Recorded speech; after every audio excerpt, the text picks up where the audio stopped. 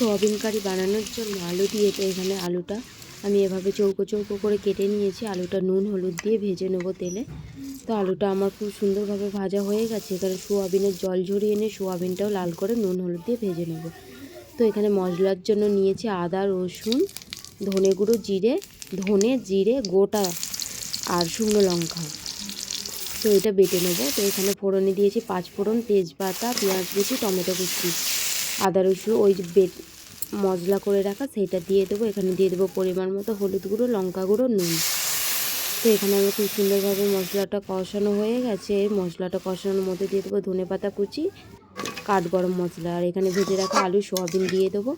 তো এখানে সোয়াবিন আলুটা খুব সুন্দরভাবে কষিয়ে নেবো। তো এখানে দিয়ে দেবো পরিমাণ মতো জল।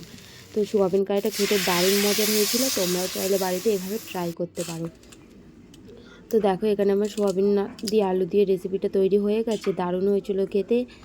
এক থালা ভাত নিমেষেই শেষ হয়ে যাবে।